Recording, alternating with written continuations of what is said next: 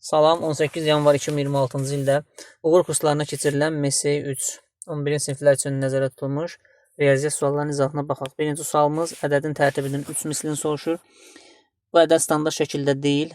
Standart şəkildə yazmaq üçün biz bunu 2,26 vurulsun 10 üstü vergül 3 dənə sola sürüşdüyü üçün 19 yazırıq. Tərtib qüvvətdə yazılandır. Onun qüvvətində yazılan 3 mislini soruşur. 3 19-a vursaq 57.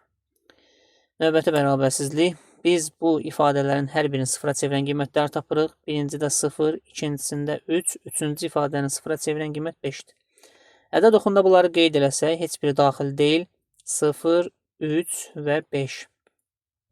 Aralıqlara, intervallara ayırsaq.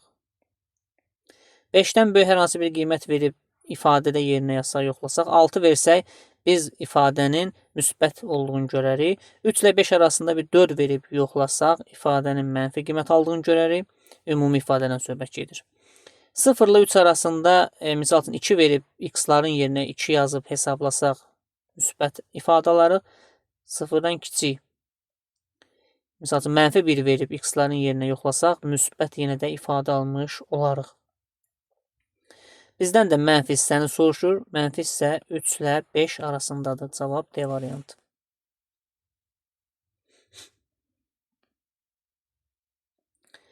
Növbəti, kvadratik funksiyanın qiymətlər çoxluğunu soruşur. Qiymətlər çoxluğunu biz n düsturu ilə də tapa bilərik və yaxud tam kvadrat ayırmaqla da tapa bilərik. Deməli, n bərabərdir. 4 vurulsun A vurulsun C çıxılsın B kvadrat bölünsün 4A. Burada olur 7. Əgər A əmsalı müsbətdirsə, onda kvadratik funksiyanın qiymətlər çoxluğu n-dən müsbət sonsuzluğa qədər. Yəni cavab C variantı 7-dən müsbət sonsuzluğa. Ədəli silsilədə ilk 14 həddinin cəmini soruşur. Bizdən S14-ü soruşur. Düstur belə idi. 2A1 üstəgəl D vurulsun n-1 bölü 2 vur n. Yəni SN-dir bu, SN. S14 bərabərdir. 2 vurulsun A1 üstə gəl. n-1, yəni 14-dən 1 çıxanda 13 D böl 2 vur 14.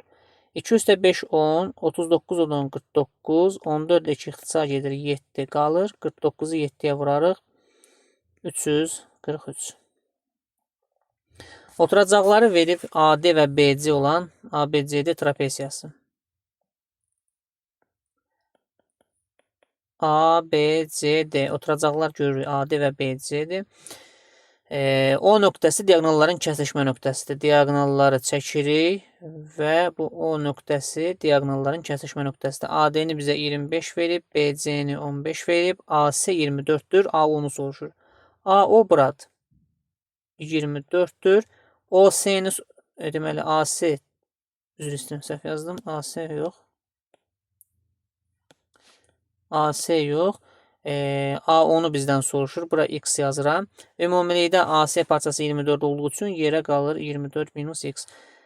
Burada misal üçün biz adlandırsaq bura alfa bucağıdır. Burada alfa bucağıdır. Çünki daxili çarpaz bucaqları trapesiyanın oturacaqları paralel olduğu üçün. Bu bucaqla bu bucağa biz beta yaza bilərik. Bunlar qarşılıqlı bucaqlardır.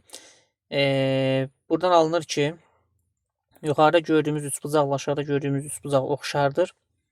Onda uyğun bucaqların qarşısındakı tərəflər mütənasib olacaq. 24 minus x alfanın qarşısında durub, digər aşağıdakı üç bucaqda alfanın qarşısındakına nisbəti, yuxarıdakı üç bucaqda betanın qarşısındakının, aşağıdakı üç bucaqda betanın qarşısındakına nisbəti, yəni 25-ə. Burada 25 ilə 15-i 5-ə ixtisar aparsaq 5-də 3 qalır. Çarpaz vursaq alınar 3x bərabərdir 120 çıxılsın 5x. Buradan alınır 8x bərabərdir 120, x bərabərdir 15. C variantı. 36-cı sual. 8, 9, 10-a böldükdə qalıqda 2 alınan ən kiçik çox rəqəmli natural ədəd. Bunların biz əvvəlcə əkobunu tapmalıyıq. 8, 9, 10 və qalığı üzərinə gəlməliyik. 8-in sadə vuruqları 2-nin kubudur, 9 3-ün kvadratıdır, 10 isə 2 vur 5 şəklindədir. Əkob tapanda 1-in götürək, digərlərində olmayanı əlavə edək. Bu olacaq 8, 9-un 72, 360, qalığı da üzərinə gəlsək 362. Natural ədədin rəqəmləri hasilini soruşur. Yəni tapdığımız ədədin rəqəmlərin vururuq. 3, 6, 18, 18-də 2 vursaq 36 A variantı. Növbəti sualda kök altında. Burada ortaq vuruq varmı? Var. 1,8-də 7 ortaq vuruqdur. Bunu mütərizə xaricinə çıxarsaq, yerdə qalar 7,9-da 5 üstə gəl 8,9-da 4. Kök altda. 1,8-də 7-ni düzgün olmayan kəsirə çevirsək 8-də 15-dir. Mütərizənin cavabı isə tamlar toplanır olur 15, kəsirlər toplanır 9-da 9. 9-da 9 1-dir, 15 üstələ 1 gələndə olur 16. Burada 16 ilə 8 ixtisar gedir, qalır 2, 2-ni də 15-ə vuranda kök altda 30. Həndəsi silsilədə B5-i soruşur. B5 bərabərdir. Bu verilənlərə görə B3 vurulsun Q-nün kvadratı. B3 3-dür, Q də 3-dür, 3-ün kvadratı. 9 üçün 27. Sərbəst əddə soruşa bilər bu suallara, bu çox hədlilərə. Dərəcə də soruşa bilər. Dərəcəni soruşur. Birinci mötərizədə dəyişənin ən böyük dərəcəsi 1-dir. Yəni x üstü 1, qüvvətində 2 var. İkinci mötərizədə ən böyük dərəcə x kvadratdır, yəni 2-dir. Əlavə olaraq qüvvətində 10 var. Bu olur x üstü 2 vur, x üstü 20. Qüvvətlər toplanır, olur 22. Təyin oblastı. Təyin oblastı x-in aldığı qiymətlərdir, arqumentin aldığı qiymətlərdir funksiyada. Biz burada kök altı ifadəni 0-dan böyük bərabər götürməliyik. P-nin təxmini qiyməti 3,14 olduğu üçün 2-dən P-nin çıxanda biz mənfi qiymət alırıq. Deməli, kəsirin məxrəci də mənfi qiymətlər almalıdır. Mənfini mənfiyə bölündə müsbət eləsin. Ancaq kiçik bərabər yox, kiçikdir. Çünki məxrəc 0 ola bilməz. Buradan da alınan x kiçikdir 3, yəni mənfi sonsuzluqdan 3-ə qədər. A variantı ilə C variantı oxşardır. Cavab C variantı. 41. Nöqtələr koordinat başlanğıcı nəzərən simmetrikdir. Koordinat başlanğıcı nəzərən simmetriyada həm x işarəsini dəyişir, həm də y işarəsini dəyişirdi. Yəni A işarəsini dəyişir, mənfi 1 olur. B də işarəsini dəyişir, olur mənfi 4. Mənfi 1, B, mənfi 4, Y variantı. Məxrəci 80 olan düzgün kəsirlərdən neçəsi ixtisar olunandır? İxtisar olunmayan soruşa bilər, ixtisar olunan soruşa bilər. 80-i biz sadə vuruqlara ayırsaq, 80-i sadə vuruqlara ayırsaq, bu 16 vur 5 şəklindədir. İxtisar olunan düzgün kəsirlərin sayı bu düsturla tapılır da, həmin ədəd vurulsun, 1 çıxılsın 2-də 1, 1 çıxılsın 5-də 1, yəni həmin o sadə bölənlərdir. Olur 80 vurulsun 2-də 1, vurulsun 5-də 4. Bu da bizə verir 32. Bu ixtisar olunmayandır, amma bizdən olunanları soruşur.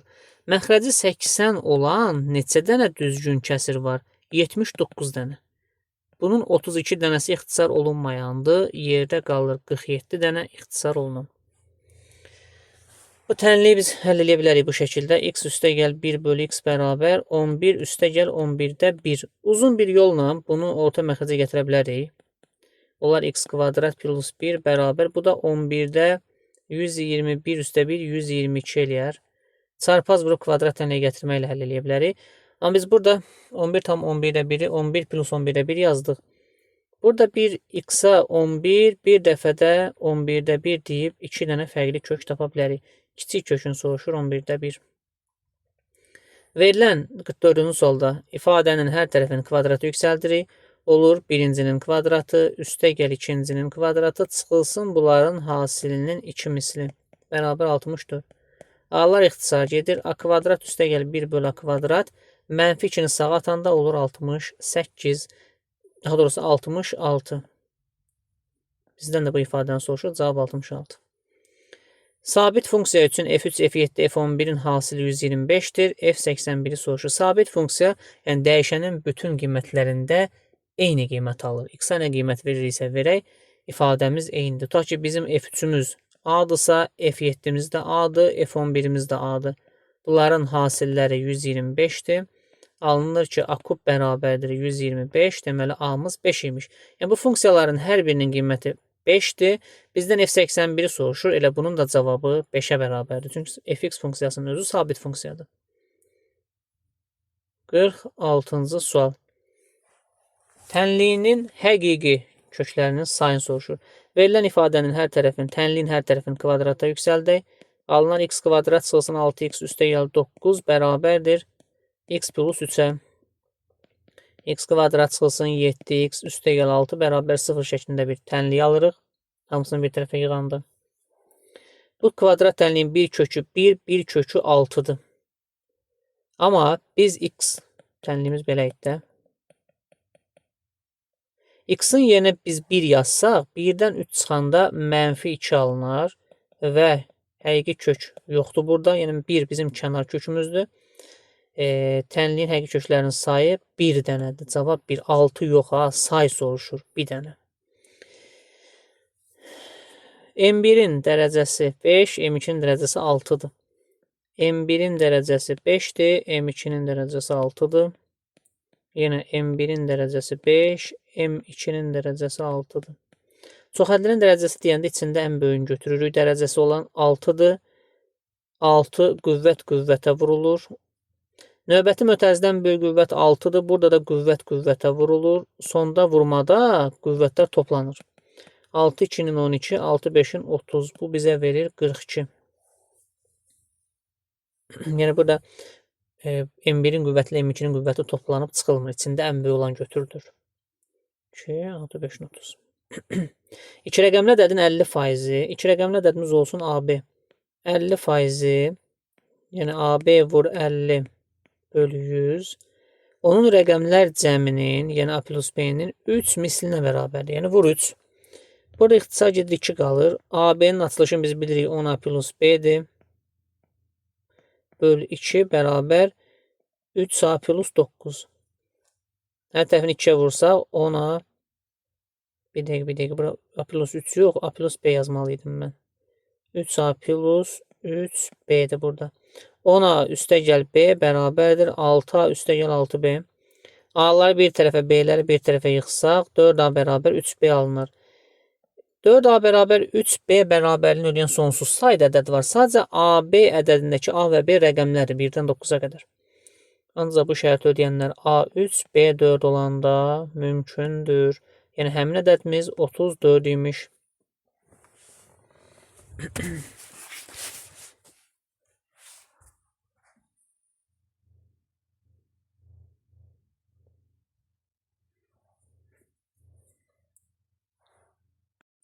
Amma bu şərti ödəyən əlavə olaraq A bərabər 6, B bərabər 8 də ola bilər. Bunlar da rəqəmlərdir. Amma yerinə yazsaq, həmin 68-in 50%, yəni yarısıdır. Bu bizə 34 verir. Amma burada bir də deyir ki, 50% onun rəqəmlər cəminin, yəni rəqəmlər cəmi 6 plus 8-dir.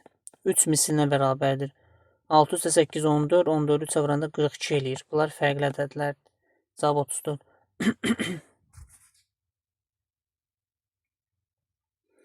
Paraleloqramdır ABCD. AF parçası ilə DC parçasının tərəfinin uzantısı Y nöqtəsində kəsişir. Gördük.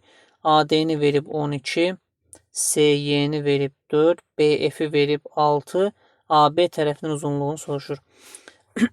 AB x-dırsa, elə bizdə CD də x olacaq. Çünki paraleloqramın qarşı tərəfləri bərabərdir.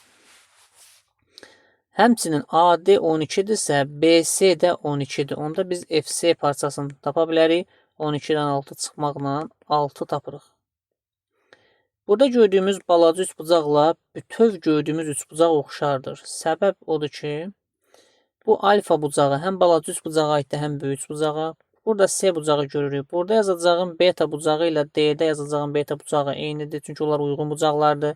Həmçinin F gördüyümüz rənglədiyim F bucağı ilə rənglədiyim A bucağı da uyğun bucaqlardır. Bunlara da gamma yaza bilərik.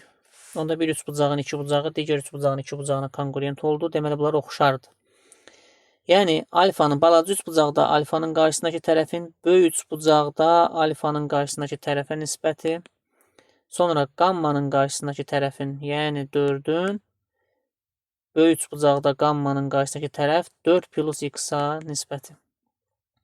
Burada 12 ilə 6 ixtisar gedir. 2 qalır. Çarpaz vuranda 4 plus x bərabər 8. X bərabər 4 alınır.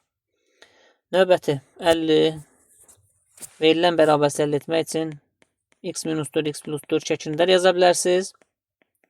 Və yaxud 16-nı sağa atıb belə də həll edə bilərsiniz. Köklər burada -4 və 4-dür. 4-dən böyük bir qiymət versəz 5 müsbət, mənfi müsbət alarsınız. Bizdən mənfi hissəni soruşduğu üçün cavab -4-dən 4-ə qədərdir. Bu birincisi. İkinci bərabərsizliyin vuruqları x üstəgəl 3, x çıxılsın 2 şəklindədir. Bunu intervalda qeyd eləsək, -3 və 2. 2-dən böyük qiymət versək müsbət, mənfi müsbət alınır. Müsbət hissəni soruşur. Mənfi sonsuzluqdan -3-ə birləşmə 2-dən müsbət sonsuzluğa qədər. Bunların kəsişməsi bizə lazımdır. -4, -3 bütün ədədləri ədəd oxuna qeyd edirik. 2 və 4. -4-dən 4-ə qədər, mənfi sonsuzluqdan -3-ə qədər və 2-dən müsbət sonsuzluğa qədər. Cavabımız bir buradadır, bir də buradadır. Yəni -4, -3 parçası birləşmə 2, 4 parçası. Nə deyir? Ən böyük və ən kiçik tam həllinin cəmi. Ən böyük tam həll burada 4-dür. Ən kiçik tam həll də -4-dür. Cəmləri də 0-a bərabərdir. 51-ci sual. Çevrə 4 nöqtə ilə 2, 5, 7, 4 nisbətində bölünüb. Çevrə 4 yerə bölünüb. 1, 2, 3 və 4. Biz bilirik ki, çevrə tam 360 dərəcədir. Onda 2K, 5K, 7K və 4K-nı toplayıb 360-a bərabər edirik. Buradan alınır 18K bərabərdir 360, K bərabərdir 20 dərəcə. Hər birinə vursaq, 2-yə vursaq 40 dərəcə, 5-ə vursaq 100 dərəcə, 7-yə vursaq 140 dərəcə, 4-ə vursaq 80 dərəcə.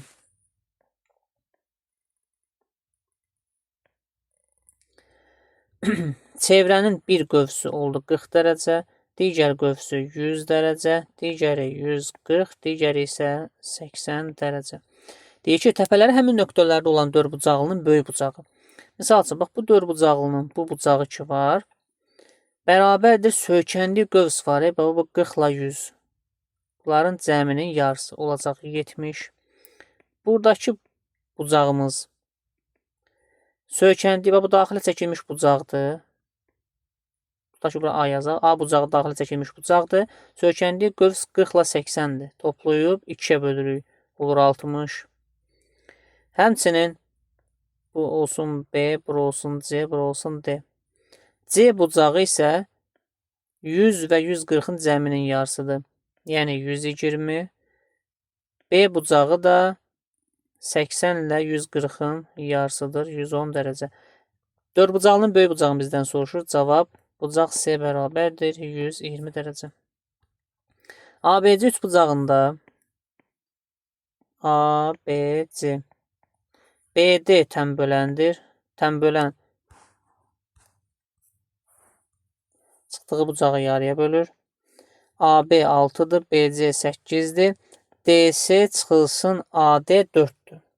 Tənbölən xassəsinə görə biz AD-yə 6K, CD-yə 8K yaza bilərik. Və deyir ki, DC, yəni 8K çıxılsın AD, yəni 6K bərabər 4. Buradan 2K bərabərdir 4, K bərabər 2 alınır. BD tənböləninin uzunluğunu bizdən soruşur. AD onda bizdə olacaq 6 2-nin 12, CD bizdə olacaq 8 2-nin 16.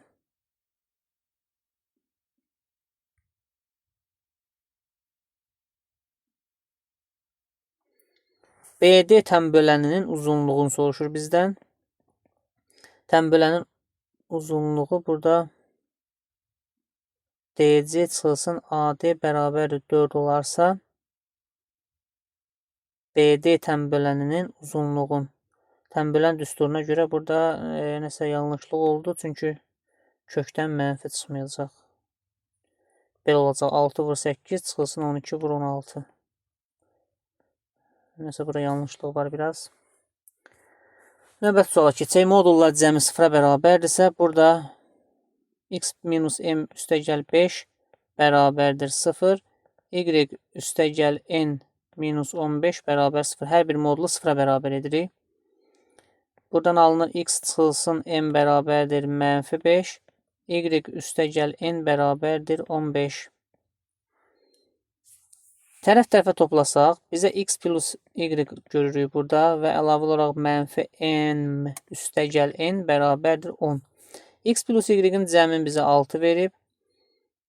Buradan mənfili mötərizə xaricində çıxarsaq qalar m minus n. Alınır ki, m minus n bərabərdir mənfi 4. Amma bizdən 2 dənə m minus n soruşur. 2-ni vururuq mənfi 4-ə. Doğru cavab mənfi 8. 54-cü sualda kökün xassələrinə görə cüt dərəcələr kvadrat, demək kökün dərəcəsi ilə kök altı ifadənin qüvvəti cüt dərəcədirsə, x eyni cüt dərəcədirsə, onda həmin ifadənin modulu çıxılsın. Yenə də burada cüt dərəcələr olduğu üçün həmin ifadənin modulu çıxır. Üstəgəl tək qüvvət olanda isə həmin ədədin özü çıxır. 5 kök altı 11-dən böyükdür deyə moduldan özü kimi çıxır, çünki bu müsbət ifadədir. Kök altı 11 minus 4 mənfi ifadədir. Çünki kök altı 11 4-dən kiçikdir. Moduldan əksi çıxacaq. Burada da minus 3. Mötərizələri açsaq, 11-lər islah olar kök altı 11-lər. 5-dən 4 çıxanda 1, 1-dən 3 çıxanda mənfi 2. M parametrinin hansı qiymətində tənliyin kökü yoxdur? Bu, AX bərabərdir B şəklində olan tənliyidir. Tənliyin də kökü o vaxt olmur ki, A-sı 0, B-si 0-dan fərqli olsun. A dediyimiz birinci mötərizədir. Bunu vuruqlara da ayırmaq olar. Diskriminantla da kök tapmaq olar. Köklərin biri 1, digəri 7-dir. Digər tərəfdən isə ikinci ifadə ki var. Bu 0-dan fərqli olmalıdır. Bunun da vuruqları m-1, m-3-dür. 0-dan fərqli olmalıdır. m1 fərqlidir 1, m2 fərqlidir 3. Deməli 1 ola bilməz, 3 ola bilməz. Doğru cavabımız 7. 7 qiymətində tənliyin kökü yoxdur. Bu qədər. Sağ olun.